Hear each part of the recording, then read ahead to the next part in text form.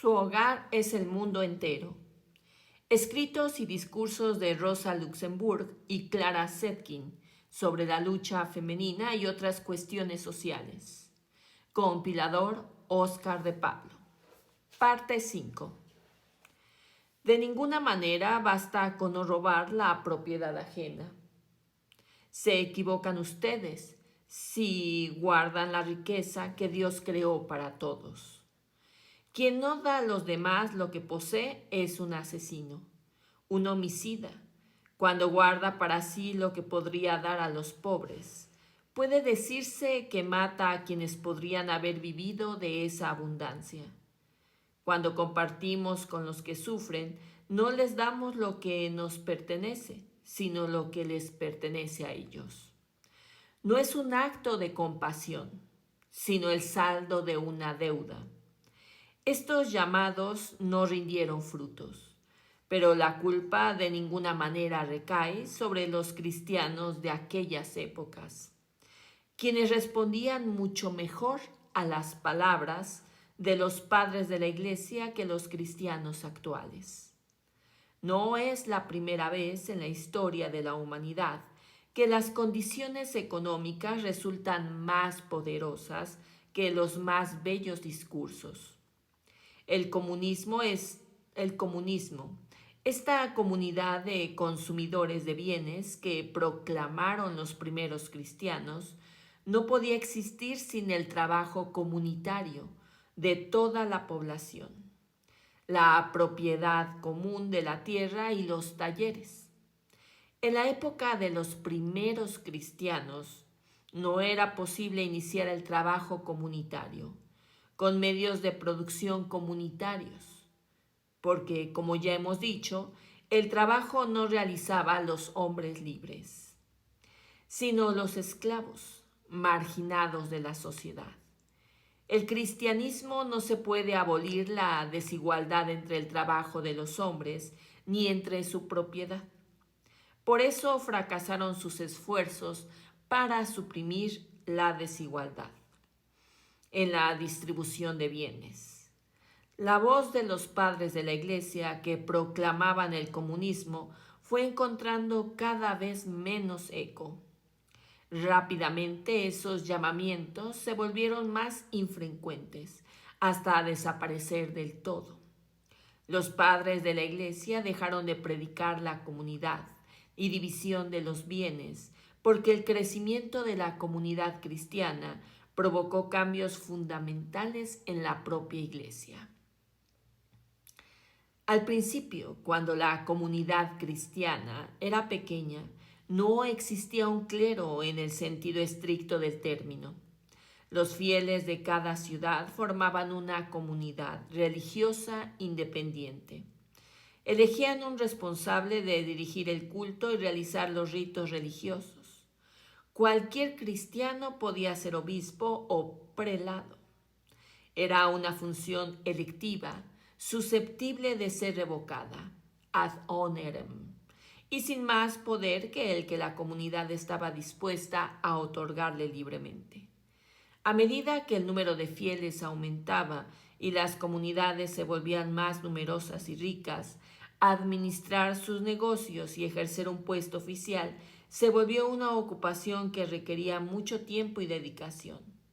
Puesto que los funcionarios no podían realizar estas tareas y dedicarse al mismo tiempo a sus ocupaciones, surgió la costumbre de elegir entre los miembros de la comunidad un eclesiástico que se dedicaba exclusivamente a dichas funciones. Por tanto, estos empleados de la comunidad debían recibir una compensación por dedicarse exclusivamente a los negocios de ésta. Así se formó en el seno de la Iglesia una nueva casta de empleados, separada del común de los fieles, el clero. Paralelamente a la desigualdad entre ricos y pobres, surgió la desigualdad entre clero y pueblo. Los eclesiásticos, elegidos originalmente entre sus iguales para cumplir una función temporaria, Se elevaron rápidamente a la categoría de una casta que dominaba al pueblo. Cuanto más numerosas se volvían las comunidades cristianas en el inmenso imperio romano, más sintieron los cristianos, perseguidos por el gobierno, la necesidad de unirse para cobrar fuerzas. Las comunidades dispersas por todo el territorio del imperio se organizaron en una iglesia única. Esta unificación era ya una unificación del clero y no del pueblo. Desde el siglo IV, los eclesiásticos de las diversas comunidades se reunían en concilios. El primer concilio se reunió en Nicea en el 325. Así se formó el clero, sector aparte y separado del pueblo. Los obispos de las comunidades más fuertes y ricas pasaron a dominar los concilios. Es por eso que el obispo de Roma se colocó rápidamente a la cabeza del conjunto de la cristiandad y se convirtió en papa. Así surgió un abismo entre el pueblo y el clero, dividido jerárquicamente. Al mismo tiempo, las relaciones económicas entre el pueblo y el clero sufrieron cambios profundos. Antes de la creación de este orden, todo lo que los miembros ricos de la iglesia aportaban al fondo común era propiedad de los pobres. Después, gran parte de los fondos empezaron a ser utilizados para pagarle al clero que administraba la iglesia. Cuando en el siglo IV el gobierno comenzó a proteger a los cristianos y a reconocer que su religión era la dominante, cesaron las persecuciones. Los ritos ya no se celebraron en catacumbas ni en casas modestas, sino en iglesias de una magnificencia cada vez mayor. Estos gastos redujeron aún más las sumas destinadas a los pobres. Ya en el siglo V, los haberes de la iglesia se dividían en 4 partes. Una para el obispo, la segunda para el clero inferior, la tercera para la manutención de la iglesia y la cuarta para su distribución entre los pobres. Así pues, toda la población cristiana pobre recibía una suma igual a la que el obispo tenía para sí solo. Con el paso del tiempo se perdió la costumbre de asignar a los pobres una suma determinada de antemano. Por otra parte, a medida que aumentaba la importancia del clero superior, los fieles perdían el control sobre las propiedades de la iglesia. Los obispos dispensaban limosna a los pobres a voluntad. El pueblo recibía limosna de su propio clero. Y eso no es todo. En los comienzos de la cristiandad, los fieles hacían ofrendas según su buena voluntad.